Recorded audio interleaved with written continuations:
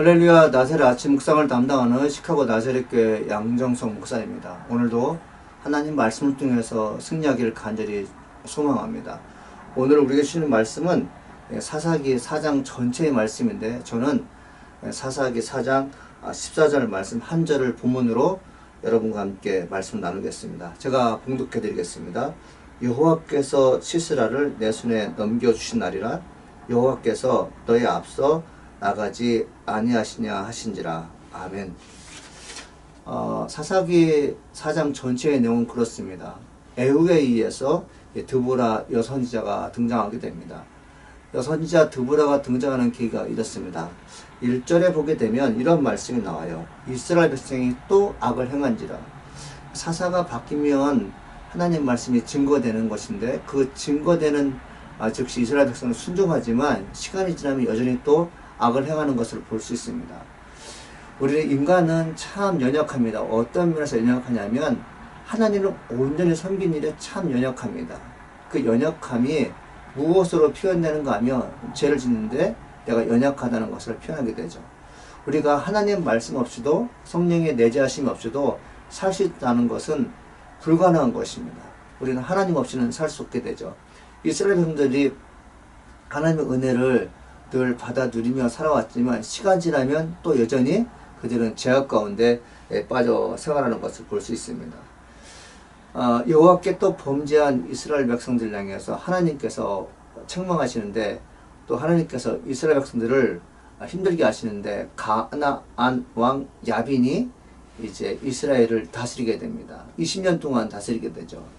이 야빈에게는 군대 장관 시스라가 있었는데, 시스라는 새로 만든 장갑차가 900대가 있었습니다. 오늘날로 말하면 첨단 무기를 갖고 있는 나라가 되겠죠. 그 첨단 무기를 갖고 있는 이 가나안의 시스라에 의해서 20년 동안 괴롭힘을 당하고 있죠.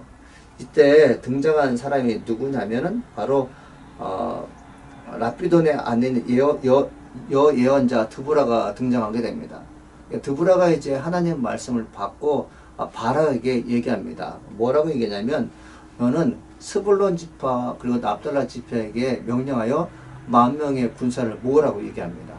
10,000명의 군사를 모아서 시스라의 군대와 싸울 거다. 그 시스라와 싸우는 전쟁의 결전지가 기송강이었습니다. 바락은 그 제안을 받아들이는데 뭐라고 했냐면, 여선지자 당신이 나와 함께 가지 않으면 나도 가지 않겠다.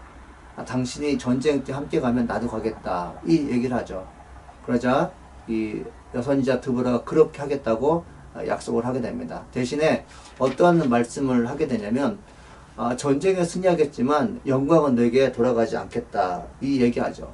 그러면서 그 드보라가 아주 의미 있는 말을 하게 되는데, 뭐라고 했냐면, 여호와께서 시스라를 내 손에 넘겨주신 날이라 여호와께서 너희 앞서 나가지 아니하시냐 하신지라. 이 얘기하게 됩니다.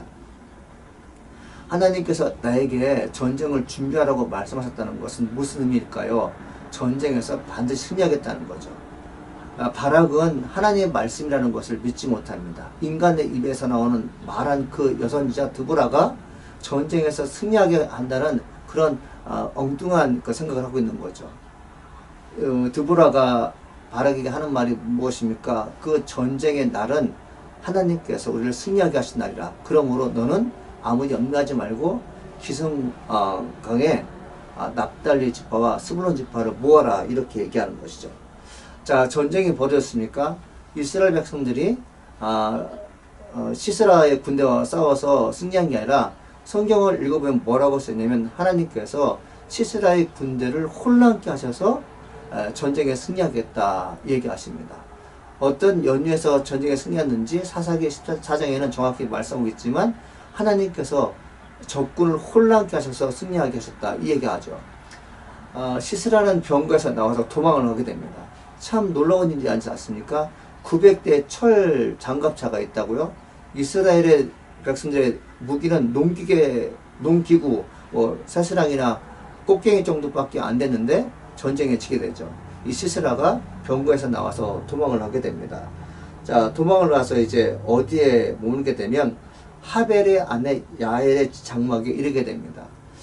그 야엘이 그 시세라가 왔다는 소식을 듣고 겁이 덜컥 날 것 아닙니까? 그런데 이 야엘이라는 그 여인에게는 하나님께서 우리를 지켜주시기 때문에 전쟁에 승리하게 하신다. 그리고 마지막에 남은 한 사람, 전쟁을 주도했던 적군의 수장이 지금 자기 집에 오게 됩니다. 그 야엘이 적군의 수장을 정중하게 맞이하게 됩니다. 좋은 음식을 주고요, 술을 먹이면서 안식시켜준 다음에 침상에 눕히게 하게 됩니다. 그러니까 시스라가 깊이 잠든 사이를 이용해서 이 야엘이 장막에 말뚝을 가져다가 시스라의 그 관자 이마에 이제 말뚝을 박습니다. 그가 죽게 되죠. 피 흘려 죽게 되죠. 결과적으로 그 여엘의 기지와 그 다음에 용명을 통해서 마지막 남은 적군의 수장을 죽이는 것을 볼 수 있습니다. 이 사사기 4장 전체의 내용에는 중요한 인물이 나옵니다. 누가 나오냐면 여선자 드보라와 그 다음에 야엘이 등장하죠. 두 사람은 여인이고, 그리고 바락이라는 사람은 이스라엘의 군대 장관이죠.